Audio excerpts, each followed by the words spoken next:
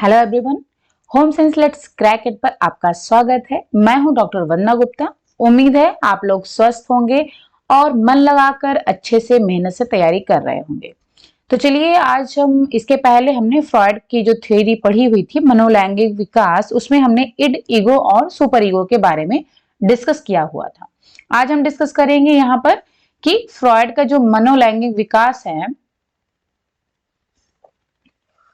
जो मनोलैंगिक विकास है फ्रॉइड का, इसमें हमें पढ़ना है इनके स्टेजेस के बारे में, यानी कि अवस्थाओं के बारे में। तो ये तो शॉर्टकट में दिया हुआ है, यहाँ पर आप देख सकते हो।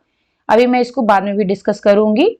और ये जो पीडीएफ है वो आपको मेरी टेलीग्राम चैनल पर, जो कि home science let's crack it के नाम से है चैनल, वो उस पर आपको ये नोट्स मिल जाएगा। ये शॉर्टकट में दिया हुआ है, यहाँ पर आप शॉर्टकट में थियरीज को पढ़ सकते हो। प्याजे की भी थियरी हमने टेलीग्राम चैनल पर शेयर की हुई है, तो वहां से आप ये पीडीएफ प्राप्त कर सकते हो।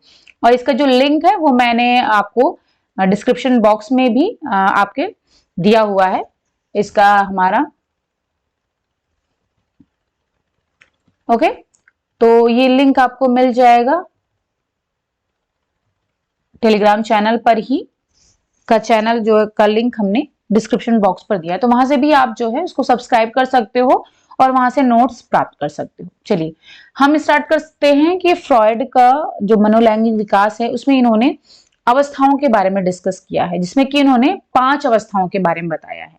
ठीक है, तो वही आज हम डिस्कस करेंगे। तो इससे पहले हम जो इनकी अवस्थाएं डिस्कस करने जा रहे हैं, उससे पहले हम देख लेते हैं कि जो अवस्थाएं हैं उसमें इन्होंने 2 टर्म्स यूज किए हुए हैं, कैथेक्सिस और एंटी कैथेक्सिस। यहां पर आप देख सकते हो, तो परेशान मत होइएगा। यहां पर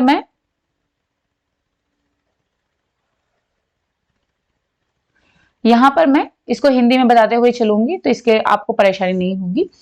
कैथेक्सिस और एंटी कैथेक्सिस ये होता क्या है, ये फ्रॉइड ने डिस्कस किया हुआ है। तो इन्होंने बताया है कि जो कैथेक्सिस और एंटी कैथेक्सिस है, ये क्या डिस्क्राइब करता है, किसको ये डिस्क्राइब करता है, जो इड, ईगो और सुपर ईगो है, इनके अंदर जो भी फोर्सेस होते हैं, ठीक है, या फिर आप कह सकते हो एनर्जी जो होता है, उसको ये डिस्क्राइब करता है। अब देखिए, जैसे यहां पर इन्होंने कैथेक्सिस के बारे में बताया है कि is the process by which the id invest energy into an object in attempt to achieve gratification। Gratification का मतलब होता है सुख, आनंद या फिर संतोष, कुछ भी आप कह सकते हो। ओके, तो जैसा हमने बताया था कि जब बच्चे इड वाले फेज में होते हैं, id, ego and super ego, ये तीनों ही क्या है, हमारे व्यक्तित्व के की 3 भाग हैं। ठीक है, तो जो पहला भाग है इड, वो उसमें क्या होता है, हमने आपको बताया था कि उसमें जो बच्चे की अगर हम एग्जाम्पल लें, पहले जो बच्चा रहता है तो वो क्या होता है कि जो इड वाला फेज होता है, यानी कि इड वाला जो व्यक्तित्व उसका होता है, उस फेज में क्या होता है कि वो सिर्फ और सिर्फ आनंद प्राप्त करना चाहता है, वो भी तुरंत, इमीडिएट सेटिस्फैक्शन चाहता है।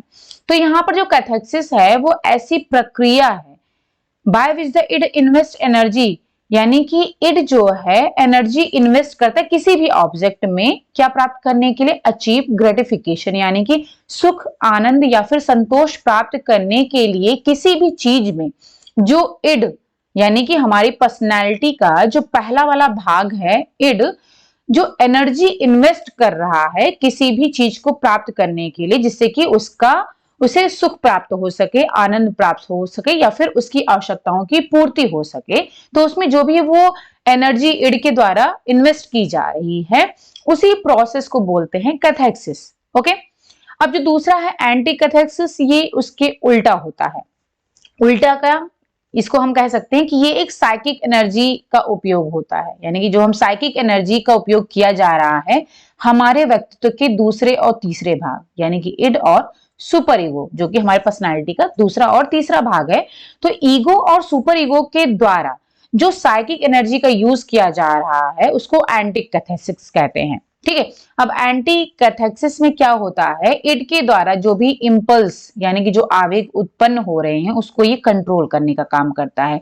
यानी कि हमारे बॉडी का जो पहला वाला भाग है इड, वो क्या करता है, आवेग उत्पन्न करने का क्या काम करता है, और ये जो आवेग होते हैं वो क्या करते हैं, तुरंत ही हमारी आवश्यकताओं की पूर्ति के लिए हमें संतोष प्राप्त करने की हमारी इच्छा होती है, यानी कि तुरंत की तुरंत हमें अपनी आवश्यकताओं की पूर्ति चाहिए होती है, जिससे कि हमको संतोष मिलता है। लेकिन अब क्या होता है कि जब जो इड के द्वारा जो भी इम्पल्स आवेग उत्पन्न हो रहे हैं, तो वो क्या करते हैं, वो गलत भी हो सकते हैं, गलत डायरेक्शन में भी जाते हैं। जब क्या होता है कि जब हम कोई भी चीज तुरंत प्राप्त करना चाहते हैं, जैसे पैसे की मान लो कि हम पैसे तुरंत कमाना चाहते हैं, अधिक मात्रा में पैसे चाहते हैं कि फटाफट बहुत ज्यादा मेहनत हमको ना करने पड़े और कम समय में हम ज्यादा से ज्यादा पैसे कमा लें, तो इससे क्या होता है, हम गलत डायरेक्शन में चले जाते हैं, ठीक है, गलत काम करने लगते हैं। तो वैसे यहाँ पर जो पर्सनालिटी का जो हमारा पहला वाला भाग है, जो आवेग उत्पन्न कर रहा है, वो हमें गलत काम करने की ओर भी हमें मोड़ देता है, ठीक है, उकसाता है। तो इसका एग्जाम्पल जो कैथेसिस का एग्जाम्पल है उसमें इन्होंने दिया था कि an individual who turns to alcohol to relieve stress, यानी कि स्ट्रेस को शांत करने के लिए, उससे आराम पाने के लिए क्या करते हैं लोग, तुरंत शराब पीना स्टार्ट कर देते हैं। तो ये क्या करता है, ये हमारे पर्सनालिटी का जो पहला वाला भाग है इड, वही ये काम करता है कि हमें तुरंत चूंकि रिलीफ चाहिए होता है, इस वजह से हम जो है तुरंत इसका इलाज ढूंढते हैं और जो है अल्कोहल पीना स्टार्ट कर देते हैं। ठीक है, तो ये क्या है, अल्कोहल पीना गलत काम है। तो इसको कंट्रोल करने का काम हमारे पर्सनालिटी का ईगो और सुपर ईगो वाला भाग करता है। ठीक है, तो जो एंटी कैथेसिस यानी कि ईगो और सुपर ईगो के द्वारा जो साइकिक एनर्जी का यूज किया जा रहा है कंट्रोल करने में, किसको, इड के द्वारा जो उत्पन्न आवेग हैं उनको रोकने में, कंट्रोल करने में जो एनर्जी का यूज हो रहा है उसे एंटी कैथेसिस बोलते हैं, और कैथेसिस जो कि इड के द्वारा एनर्जी का यूज किया जा रहा है। ठीक है, अब जैसे यहाँ पर अल्कोहल पीने के लिए इड जो है वो उकसा रहा था, लेकिन जो हमारा ईगो और सुपर ईगो है वो क्या कर रहा है, उसको कंट्रोल कर रहा है, नियंत्रित कर रहा है कि हमें अल्कोहल नहीं पीना चाहिए। ठीक है, और किसके द्वारा, क्योंकि हम क्या करते हैं, हम खुद ही सोचते हैं, जो हमारे पर्सनालिटी का ईगो और सुपर ईगो वाला भाग है वो हमें ये सोचने पर मजबूर कर देता है कि आई ऑलरेडी हैव अल्सर्स, यानी कि मैं बहुत ज्यादा पी चुका हूं, उसकी वजह से हमें पहले ही अल्सर की प्रॉब्लम है। तो इसकी वजह से क्या होगा कि अब मैं जो है अपने काउंसलर को अपनी सहायता के लिए, सपोर्ट के लिए बुलाऊंगा और मैं आज के बाद नहीं पीऊंगा। तो ये जो हमारे अंदर सोच उत्पन्न हो रही है, तो ये हमारी पर्सनैलिटी का जो ईगो और सुपर ईगो वाला भाग है वो ये उत्पन्न कर रहा है और अल्कोहल पीने से हमें कंट्रोल कर रहा है, नियंत्रित कर रहा है। लेकिन जब कैथेसिस और एंटी कैथेसिस, इसके दोनों के बीच में अगर जो है बैलेंस बना रहता है तब तो सही रहता है, लेकिन अगर इम्बैलेंस उत्पन्न हो जाता है तो इसकी वजह से बहुत सारे हमारे आंतरिक इंटरनल कॉन्फ्लिक्ट्स आ जाते हैं, बहुत तनाव उत्पन्न होता है और एंजाइटी की प्रॉब्लम उत्पन्न हो जाती है। ठीक है, अब यहीं पर जो 5 स्टेजेस के बारे में बताया गया है वो हम डिस्कस करने जा रहे हैं, जिसमें कि कैथेसिस और एंटी कैथेसिस की बात की गई थी। ओके, तो पहला स्टेज है जो इन्होंने पर्सनालिटी के 5 स्टेजेस बताए हैं, 5 stages of psychosexual development. Psychosexual development को हम मनोलैंगिक विकास भी कहते हैं, मनोलैंगिक विकास। ठीक है, जो कि फ्रॉइड के द्वारा दिया गया है। इसके 5 स्टेज हैं। तो पहला जो स्टेज है यहां पर, अच्छा हाँ, एक और बात कि फ्रॉइड ने कहा है कि हमारी लाइफ का, हमारे जीवन का जो पहला 5 साल होता है वो जो है तय करता है, निर्धारित करता है कि हमारा व्यक्तित्व कैसा होगा और हम किस तरह की चीजों को अडॉप्ट करेंगे। तो जो पहला 5 साल होता है हमारे जीवन का, यानी हम कह सकते हैं जो हमारे अर्ली चाइल्डहुड तक का जो पीरियड होता है वो हमारे जीवन के लिए बहुत ही महत्वपूर्ण होता है, क्योंकि वो हमारे पर्सनैलिटी की, हमारे व्यक्तित्व की जो विशेषताएं हैं उनको निर्धारित करने का काम करता है। ठीक है, चलिए अब आते हैं पहले स्टेज पर, जो कि है ओरल स्टेज। ठीक है, ये है पहली स्टेज। हिंदी में अगर हम देखना चाहें तो यहां से आप देख सकते हो, हिंदी में इसको कहते हैं मुखीय अवस्था। ठीक है, यहां से आप इसको हिंदी में देख सकते हो, हिंदी में आपको नोट्स मिल जाएगा, आराम से आप यहां से पढ़ सकते हो। ओके, तो जो मुखीय अवस्था है यानी कि जो ओरल स्टेज है, ये बर्थ से लेकर के 18 महीने तक का स्टेज होता है, यानी कि 1.5 साल तक, जन्म से लेकर के 1.5 साल तक का होता है। और इस पर पूरी तरीके से जो है एड का प्रभाव होता है। ठीक है, और इसमें जो गोल होता है वो इमीडिएट ग्रेटिफिकेशन ऑफ नीड्स होता है, ये हम पहले बता चुके हैं। ठीक है, अब इसमें क्या होता है, चूंकि पूरी तरीके से एड्स से प्रभावित है तो ये तुरंत आवश्यकताओं की पूर्ति करना चाहेगा जिससे कि उसे संतोष प्राप्त हो सके। अब इसमें जो फोकस होता है, ठीक है, इसको मैं थोड़ा सा और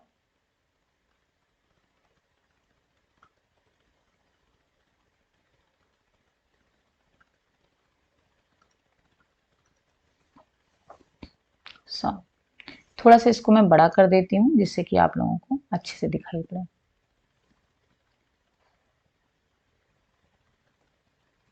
ठीक है, तो हाँ, तो ये है पहला जो स्टेज है जिसे हम मुखीय अवस्था बोल रहे हैं। तो इसमें जो मेन फोकस होता है यानी केंद्र कह सकते हैं वो होता है मुंह। ठीक है, मुंह के द्वारा यानी कि सक के द्वारा, च्यू करने के द्वारा या फिर बाइट करना। यानी बच्चे क्या करते हैं, सक करते हैं, जैसे माँ का दूध पीना हुआ, या फिर बॉटल जो है पीते हैं, बॉटल से दूध पीते हैं। ठीक है, च्यू मीन्स चबाना होता है और बाइटिंग मीन्स काटना होता है। तो बच्चे क्या होते हैं, जो ओरल स्टेज यानी जिसे मुखीय अवस्था कहते हैं, इसमें जो फोकस होता है वो क्या होता है, मुख पर होता है यानी कि माउथ पर होता है। तो सक के द्वारा, च्यूइंग के द्वारा या फिर बाइटिंग के द्वारा बच्चे क्या होते हैं कि अपने ग्रेटिफिकेशन यानी कि अपने जो है सुख को तुरंत प्राप्त करना चाहते हैं, अपनी आवश्यकता को तुरंत प्राप्त करना चाहते हैं। ठीक है, इसका जो डेवलपमेंटल टास्क है वो है relief from anxiety through oral gratification of needs, यानी कि जो भी उनकी आवश्यकता है जिसको कि वो तुरंत प्राप्त करना चाह रहे, आवश्यकताओं को पूर्ति करके, यानी कि सब, जैसे बच्चे को भूख लगती है तो क्या होता है कि जब माँ का दूध वो तुरंत उसको अगर पिला दिया जाता है तो उससे क्या होता है कि उसकी जो भूख है वो शांत हो जाती है, यानी कि जो उसकी आवश्यकता थी, भूख जो उसकी आवश्यकता है उसकी तुरंत तुरंत जो है ओरल ग्रेटिफिकेशन यानी कि मुख के द्वारा हो रहा है, मौखिक रूप से उसको संतोष प्राप्त हो रहा है, जिससे कि उसे जो एंजाइटी उत्पन्न हो रही थी भूख के वार की वजह से, जो एंजाइटी उत्पन्न हो रही थी उससे उसको रिलीफ मिल गया, आराम मिल गया। ठीक है, तो इसका ये डेवलपमेंटल टास्क होता है। और इसमें जो फ्रॉइड ने ये भी कहा है कि जो बच्चे होते हैं, चूंकि फ्रॉइड मानते हैं कि बच्चों के अंदर जो लैंगिक विकास होता है यानी कि कामुकता की जो भावना होती है, सेक्सुअलिटी की जो भावना होती है वो बचपन से ही उत्पन्न होने लगती है। यानी कि बच्चे जो है अपनी जो सेक्सुअल डिजायर है उसको माँ के दूध से पूरा करते हैं, यानी कि माँ का दूध सक करके वो उससे अपने ग्रेटिफिकेशन को फुलफिल करते हैं, यानी कि अपने नीड्स को फुलफिल करते हैं, उससे संतोष प्राप्त करते हैं, या फिर बॉटल के द्वारा दूध पी करके करते हैं। और जब बच्चे को क्या होता है कि जब उन्हें दूध नहीं मिलता है, यानी भूख लगी हुई है, बच्चे को दूध नहीं मिल रहा है, तो जो उनको क्रोध आ रहा है, एंगर हो रहे हैं, तो उसकी वजह से वो क्या करते हैं, वो बाइटिंग करने लगते हैं यानी काटते हैं, या जैसे माँ के जो है छाती को भी कभी कभी कट कर लेते हैं बच्चे। ठीक है, और या फिर जो है अन्य अंगों पर भी वो बाइटिंग यानी कि काट करके अपने गुस्से को शांत करने की कोशिश करते हैं। ठीक है, फिर आता है दूसरा स्टेज, वो है एनल स्टेज, जो कि 18 महीने से 3 साल का होता है। इसको हिंदी में कहते हैं, अच्छा हाँ एक चीज और मैं बता दूं, यहाँ पर जो मुखीय अवस्था है उसमें 2 स्टेज आती है। एक ये मुखीय चूषण अवस्था जिसे कि ओरल सकिंग कहते हैं, ठीक है, और दूसरा हमने पढ़ा ओरल बाइटिंग यानी कि मुखीय दंशन अवस्था जिसे कि हम ओरल बाइटिंग कहते हैं। जो सकिंग और जो बाइटिंग है तो इसको हम 2 अवस्थाएं बोल सकते हैं, जिसमें कि 0 से 8 महीने तक का होता है और 8 से 18 महीने तक का आपका ओरल बाइटिंग का स्टेज होता है। ठीक है, फिर आता है जो एनल स्टेज है उसको हिंदी में कहते हैं गुदीय अवस्था। तो यहाँ पर ये 9 माह लिखा हुआ है, ये गलत है, ये 18 महीना, यानी कि 18 महीने पर जो है ओरल स्टेज खत्म होगी, फिर यहाँ से स्टार्ट हो जाएगा आपका एनल स्टेज, ये यहाँ से स्टार्ट हो जाएगा जो कि 18 महीने से 3 साल तक का होता है। ठीक है, इसमें भी 2 स्टेज आती है, गुदीय निष्कासन अवस्था जिसे कि एनल एक्सपल्सिव स्टेज कहते हैं, और दूसरा आता है गुदीय अवधारणा अवस्था जिसे कि एनल रिटेंटिव स्टेज कहते हैं। तो ये क्या होता है अभी हम इसको डिस्कस करते हैं। ठीक है, अब एनल स्टेज जो है ये 18 महीने से 3 साल तक का होता है। इसका जो डेवलपमेंटल टास्क है वो है to gain independence and control, यानी कि जो है ओरल स्टेज में क्या है, बच्चा जो होता है वो पूरी तरीके से दूसरे पर डिपेंड होता है, यानी कि दूसरे पर निर्भर रहता है। ठीक है, खुद वो कुछ नहीं कर सकता है। लेकिन एनल स्टेज में यानी कि 18 महीने से 3 साल पर जब बच्चे होते हैं तो उनमें धीरे धीरे क्या होता है, इंडिपेंडेंस आने लगता है, यानी कि वो धीरे धीरे आत्मनिर्भर होने लगते हैं और खुद पर उनका कंट्रोल भी आ जाता है। ओके, अब इसमें जो फोकस होता है वो होता है एक्सक्रीटरी फंक्शन पर होता है। ठीक है, एक्सक्रीटरी फंक्शन का मतलब है जो मल त्याग कर रहे हैं तो उन पर जो है फोकस होता है। अब इसमें जो फ्रॉयड हैं ये मानते हैं कि अगर जो बच्चे की जो पर्सनालिटी है यानी कि जो उनका व्यक्तित्व है, जो व्यक्तित्व की उनकी जो विशेषताएं हैं और जो उनके वैल्यूज हैं वो इस बात पर निर्भर करते हैं कि बच्चे को टॉयलेट ट्रेनिंग कैसी दी गई है, किस प्रकार से टॉयलेट ट्रेनिंग दी गई है। ठीक है, ये बच्चे के अंदर जो भी वैल्यूज हैं और जो उनकी पर्सनालिटी कैरेक्टरिस्टिक है यानी कि जो उनके व्यक्तित्व की विशेषताएं हैं उनको प्रभावित करता है बहुत ज्यादा। इसका मतलब है कि इस स्टेज में जैसा हमने अभी यहां पर पढ़ा कि दो स्टेज थी, एक तो एक्सपल्सिव और एक रिटेंटिव। ठीक है, तो एक्सपल्सिव का मतलब है कि अगर बच्चा उसको जैसे कि मान लो उसको मल त्याग करना है यानी कि उसको पॉटी जाना है या फिर टॉयलेट जाना है, तो फिर क्या होता है कि अगर बच्चे को प्रॉपर टॉयलेट ट्रेनिंग दी गई है यानी कि जब बच्चे को मल त्याग कराया जा रहा है, अगर माँ उसको प्यार से जो है मल त्याग करवाती है और टाइम टू टाइम जो है करवाती है। ठीक है, यानी कि पूरे दिन में कोई एक टाइम फिक्स कर लिया और उसी पर बच्चे को टॉयलेट करवा रही है और मल त्याग करवा रही है, तो उसे क्या होता है कि बच्चे का टाइम एक तो फिक्स हो जाता है। ठीक है, और क्या होता है कि चूंकि माँ प्यार से उसको करवा रही है तो बच्चे को ये महसूस होता है कि ये जो काम है, ठीक है, टॉयलेट करना, मल त्याग करना, ये बहुत ही महत्वपूर्ण काम है। तो इससे बच्चा क्या होता है, उससे उसकी पर्सनालिटी प्रभावित होती है और बच्चा जो है उसके अंदर पॉजिटिव वैल्यूज डेवलप होती हैं, उसकी जो पर्सनालिटी है वो भी पॉजिटिव वे में डेवलप होती है। ओके, यानी कि बच्चा खुश मिजाज होता है, खुश रहता है। ठीक है, और वो जो है उसका डेवलपमेंट अच्छा होता है। लेकिन अगर यहीं पर जो है माँ जब बच्चे को मल त्याग करा रही है तो उसको डांट करके गुस्से से करा रही है, तो उससे क्या होता है, बच्चा डर की वजह से क्या करता है, अपने जो है मल को जो है रिटेंटिव यानी कि उसको रोक लेता है। ठीक है, अब रोक लेगा तो क्या होगा, इससे एक तो उसको कॉन्स्टिपेशन की प्रॉब्लम हो जाएगी, कब्ज की प्रॉब्लम आ जाएगी, और दूसरा क्या होगा, इससे बच्चे की पर्सनैलिटी प्रभावित होती है और बच्चा क्या होता है, रिटेंटिव बिहेवियर का हो जाता है, यानी कि बच्चा गुस्से वाला हो जाता है, क्रोधी प्रवृत्ति का हो जाता है, कंजूस टाइप का हो जाता है और जिद्दी हो जाता है। ठीक है, तो ये बच्चे के अंदर निगेटिव बिहेवियर को डेवलप करता है अगर बच्चे को प्रॉपर टॉयलेट ट्रेनिंग नहीं दी गई है और उसको प्यार से अगर नहीं करवाया जा रहा है तो। इसी वजह से कहा गया है कि फ्रॉयड ने कहा है जो एनल स्टेज है वो बच्चे के अंदर जो वैल्यूज डेवलप हो रही हैं, जो पर्सनालिटी उसकी डेवलप हो रही है, उसको बहुत ज्यादा प्रभावित करती है। ओके, और एक बात और, यहां पर एनल स्टेज में जब बच्चा पहुंचता है तो यहां पर जो इड है वो उससे आगे बढ़ जाता है, यानी कि अब वो जो अपने आसपास के वातावरण है उनसे मिल करके इड की इच्छाओं को पूरा करने में सहायता करता है। यानी कि अब यहाँ पर बच्चे का जो कॉन्शियस माइंड है यानी कि जो चेतन मन है वो जो है वो प्रतिनिधित्व करता है। यानी पहले बच्चे का अनकॉन्शियस माइंड काम कर रहा था, अब बच्चे का कॉन्शियस माइंड काम करेगा, यानी कि अब वो चेतन मन से काम करेगा। ओके, यानी कि अब वो उसके अंदर अब थोड़ा वो अपने हाँ, तो अब इस स्टेज में आकर के बच्चे के अंदर जो है कह सकते हैं इड जो है उसका प्रभाव कम हो जाता है और यहाँ पर बच्चे के अंदर जो ईगो है, ठीक है, यानी ईगो और सुपर ईगो वो डेवलप होने लगता है, ईगो प्रभावित होता है इस स्टेज में। ओके, चलिए अब आते हैं नेक्स्ट स्टेज पर। ये है तीसरी स्टेज है फैलिक स्टेज, जो कि 3 से 6 साल है। ठीक है, इसको हिंदी में देख लेते हैं, इसको क्या कहते हैं, 3 से 6 साल लिंग प्रधान अवस्था। ठीक है, अब यहां पर इन्होंने 3 से 7 साल लिखा हुआ है, लेकिन आप 3 से 6 साल मान करके चलो। अब इससे कंफ्यूज मत होइएगा, ठीक है, यहां पर कंफ्यूज मत होना आप लोग, क्योंकि क्या है कि जो अलग अलग बुक्स, आप जितने भी बुक्स पढ़ोगे या फिर नोट्स अगर पढ़ोगे तो हर जगह जो भी चाइल्ड डेवलपमेंट है उसके स्टेजेस यानी जो ईयर्स हैं वो हर जगह अलग अलग दिए होते हैं, क्योंकि कोई फिक्स नहीं होता है इसका एज। जैसे बच्चा कुछ बच्चे होते हैं जल्दी चलना सीख जाते हैं, जल्दी बोलना सीख जाते हैं, कुछ बच्चे देर में बोलना सीखते हैं, देर में चलना सीखते हैं। तो ये क्या है कि बच्चे का जो एज है वो डिफर करता है, ठीक है। तो इसमें कहीं भी आपको एक फिक्स एज नहीं मिलेगी, थोड़ा बहुत डिफरेंस चलता रहता है, तो आप अप्रॉक्स मान करके चल सकते हो, ठीक। तो यहाँ पर ये 3 से 6 साल है फैलिक स्टेज, जो कि लिंग प्रधान अवस्था कहलाती है, क्योंकि इसमें जो फोकस ऑफ एनर्जी होती है वो कहां पर शिफ्ट हो जाती है, जेनाइटल एरिया पर, यानी कि उनके जो जननांग हैं तो वहां पर उनकी जो एनर्जी है वो फोकस हो गई, यानी कि अब इनका फोकस सेक्सुअलिटी पर आ गया है। अभी तक यहां पर कोई ऐसी बात नहीं थी, ठीक है।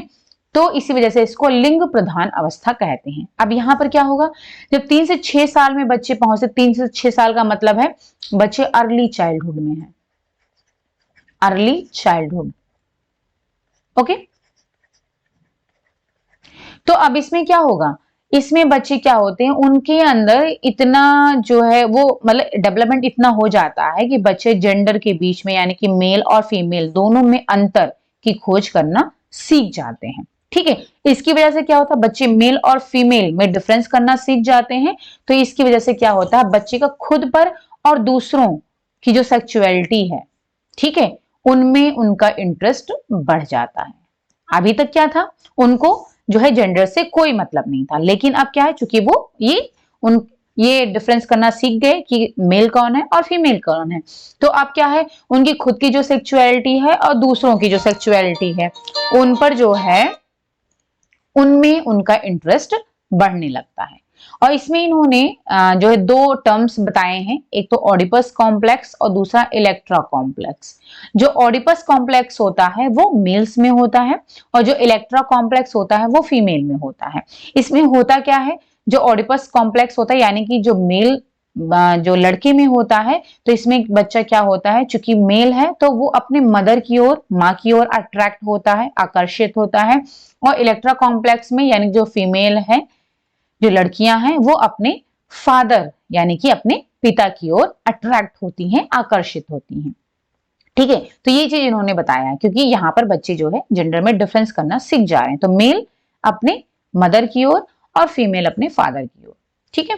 अब यहाँ पर इन्होंने कहा है चूंकि इस टाइम पर this is child's unconscious desire to eliminate.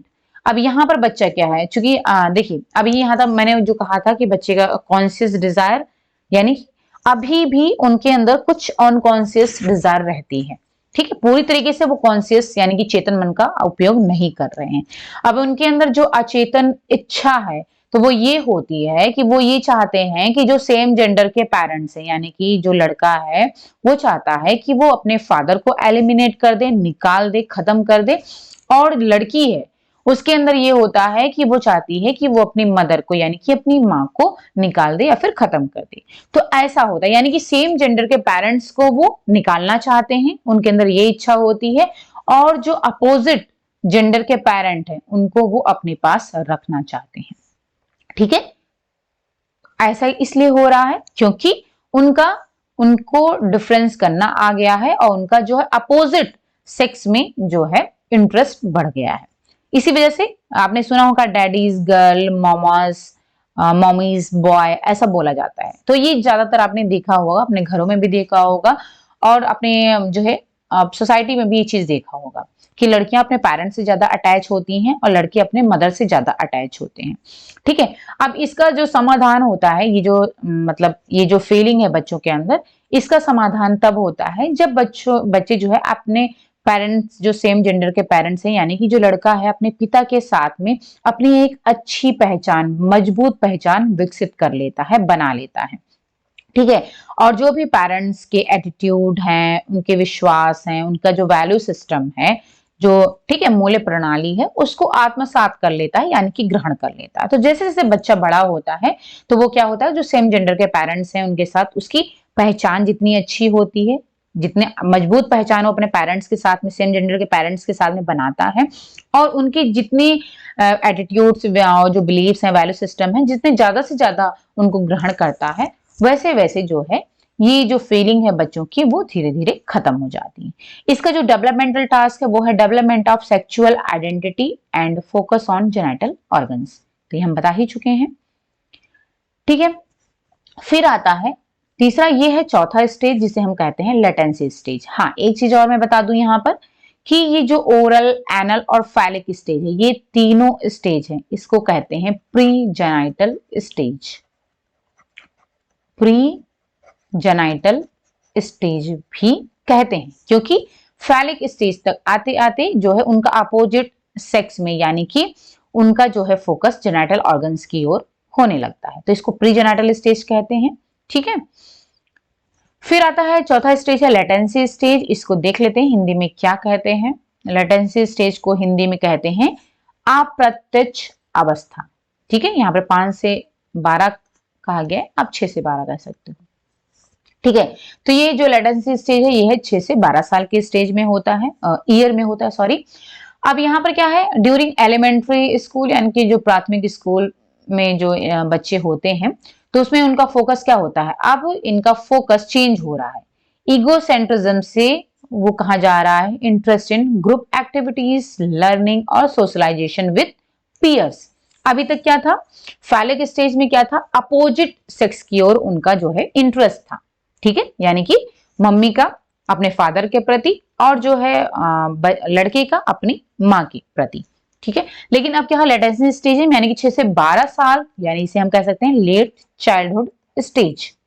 ठीक है, तो ये जो लेट चाइल्डहुड स्टेज है 6 से 12 साल की, इसमें क्या होता है बच्चे का, अब वो अपोजिट सेक्स में उसका इंटरेस्ट ना आकर के, बल्कि अब वो सेम जेंडर, यानी कि अब वो ग्रुप में रहना स्टार्ट करने लगते हैं। यानी कि वो अपने पेरेंट्स के साथ, अपने फैमिली के साथ समय व्यतीत ना करके, बल्कि अपने जो है ग्रुप में, वो भी सेम जेंडर के ग्रुप में।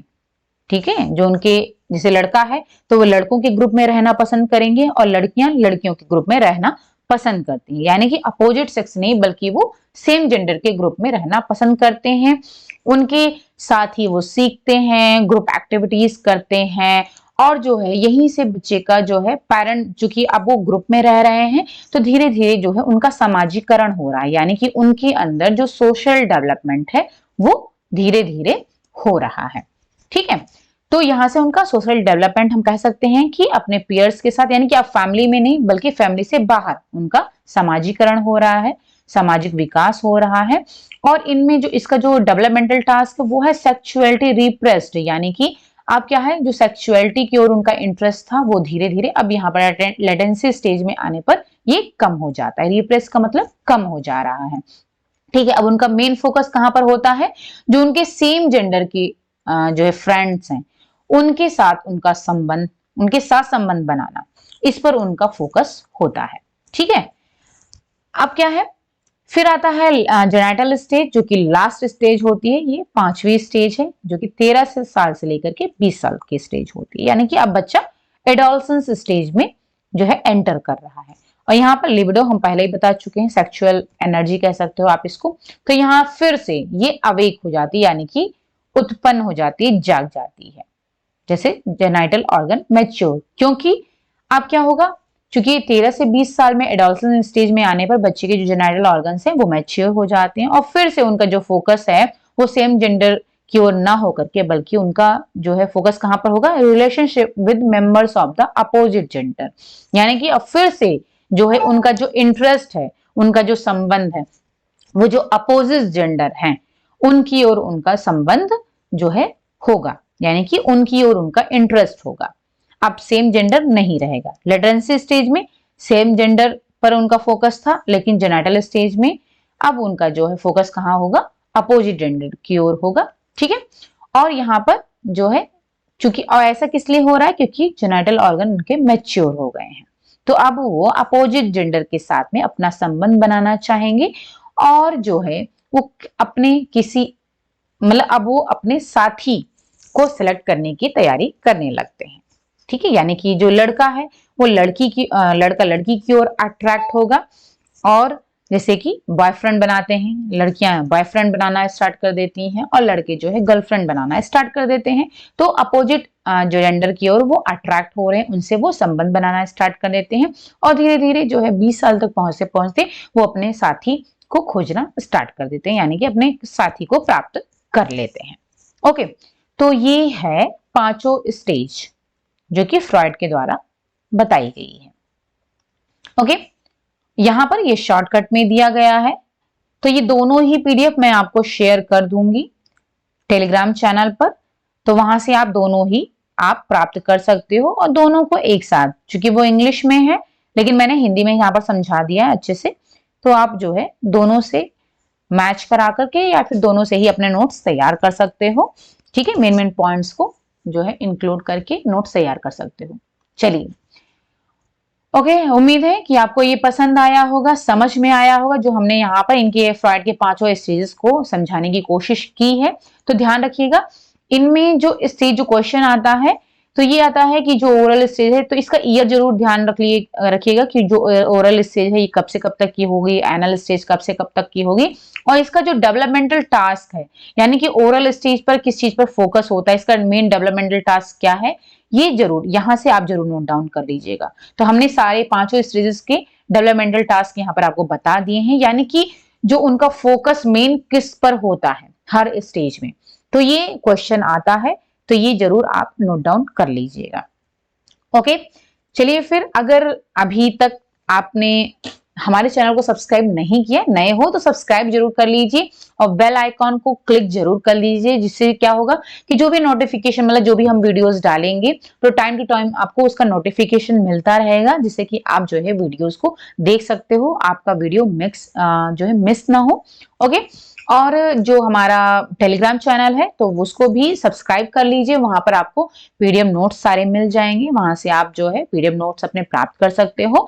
और फेसबुक पर भी हमारा home science let's crack it का चैनल है, यानी कि उसका भी पेज है, तो वहां से भी आप मेरे वीडियोस ले सकते हो। तो आप कहीं से भी, चाहे यूट्यूब से या फिर टेलीग्राम चैनल से या फिर जो है फेसबुक से, कहीं से भी आप जो है हमारे यूट्यूब वीडियोस को, यानी जो भी वीडियोस हम डालते हैं वो आप ले सकते हो, वहां से देख सकते हो और अपनी तैयारी कर सकते हो। ओके, चलिए फिर मिलते हैं नेक्स्ट वीडियो में, और आप इसी तरीके से मन लगाकर आप तैयारी करते रहो, और साथ साथ में नोट्स जरूर तैयार करिए, ये बहुत इंपॉर्टेंट होता है।